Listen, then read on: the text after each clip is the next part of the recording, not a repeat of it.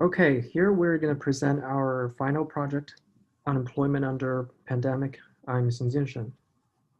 I am Yingwen Zhan. So for our project, which is based on the condition we're all facing right now, the layoff of companies has been rising since the first quarter of the year. The COVID pandemic has caused unprecedentedly high rate of unemployment over the last several months. Lots of people in the United States got laid off just because of the limited resources and less businesses. And most importantly, they need to reduce contact to avoid being infected. Our database system aims to provide those who want to find a job to support their families while not knowing where to start. So our map tool would be useful when they start looking at which state is more in need of laborers, and for those who are doing research, the data analysts or scientists are able to pull out information through our database system by time or by area. Okay, here is an introduction to our design overview. So we have 5 tables in total, with each one having multiple attributes, and they all have an attribute called state, which is used to visualize on the map all the information. The first table here is the US map, which contains each state's X and Y coordinates, state name, and this table is the main basis of our map tool. The second table is unemployment, which mainly consists of unemployment rate and month. The third table here is the US region. We designed this table just to provide a better broad overview on a map of detailed information of big region, such as California is located in the west, while Nebraska is in the middle. You can use a simple query to get a summation of unemployment rate by specifying which region you want to look at.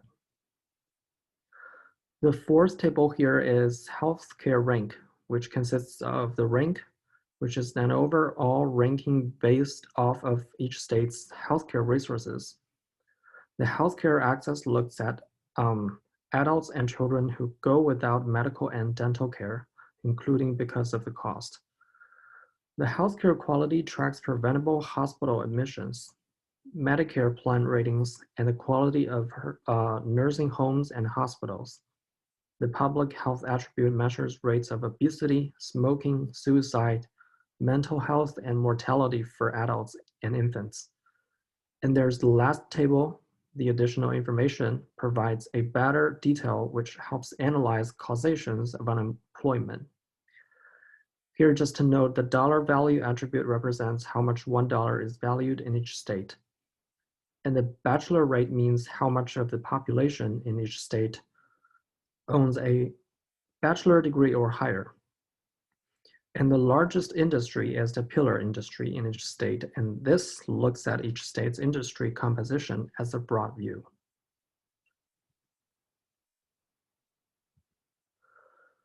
Okay, here is our data sources.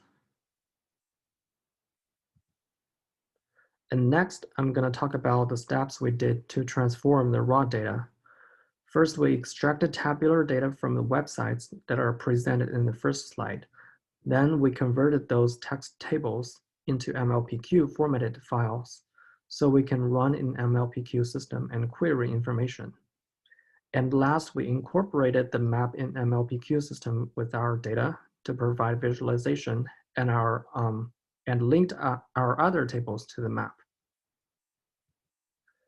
Next, I'm going to let my partner Yingwen introduce the implementation and queries. So this is our MLPQ interface. We have the unemployment data from January to October 2020. So we can write the query to calculate the average unemployment rate by month.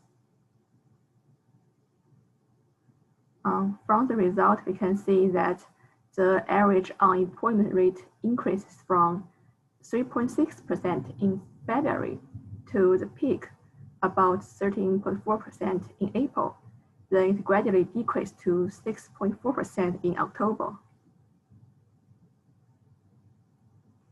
And then we did the linear interpolation by MATLAB to construct a relational database about this average unemployment rate.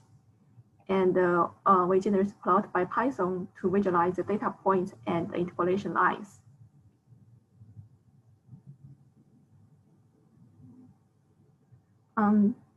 As we mentioned before, the US can be divided into 4 regions: South, West, Northeast, and Midwest, based on the state geographical location. And then we calculate the average unemployment rate for each region. Here shows the query to find the source unemployment rate. The other regions were written in the same pattern. Here are the results for all the regions.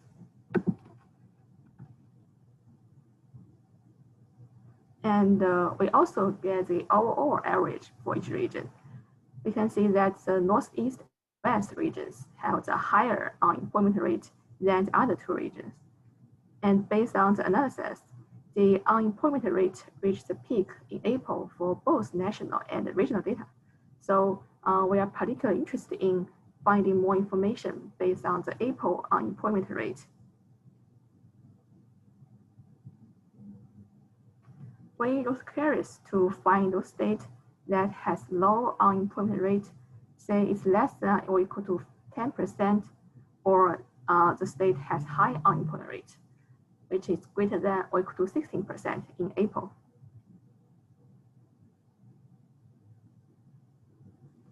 So those states are shown in the MLPQ. We observe that the state with high unemployment rate in April, they are mostly located on West and Northeast, which are near the coast, while the state with low unemployment rate in April, mostly from Midwest. So we think this result consistent with our previous analysis.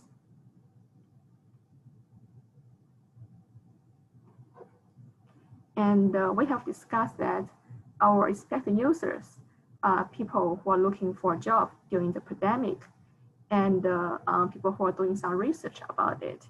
As we know, the business got hurt when people's health was threatened by the pandemic. And there are also some restrictions imposed, which lowered the demand for products and services. So we think when our users look at this unemployment rate, they probably will want to know some information about the healthcare condition in each state. So we provide the queries that can let them to look at health rank for the high or low April unemployment rate states. And those are the results for the healthcare condition.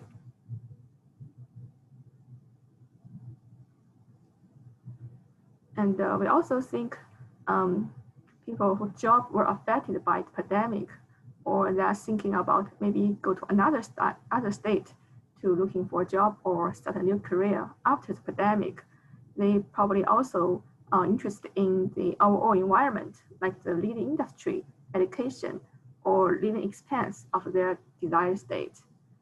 And thus we can also provide queries for them to look at those kind of information. And those are the results. And this is the end of the implementation part. Next, my partner Xun Jian will talk about the future work and the conclusion. Okay, for our project, we did a bunch of things, which includes creating a database system, which aids in providing a visual map for users.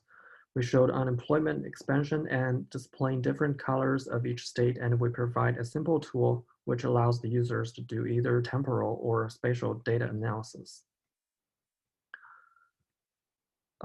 For the work that can be done in the future, we hope to add unemployment rate from past years to do more detailed analysis by comparing month-wise data among years, such as we can compare November data to November 2019, or any other months that we are interested in.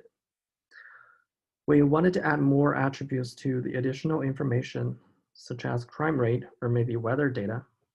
And we hope to add a variation of data by providing policy change by government to better analyze which policy is good for reducing the unemployment rate and which does the opposite. And finally, we wanted to add a linear interpolation on future unemployment based off of old data from past years. So this is our project. Thank you for watching.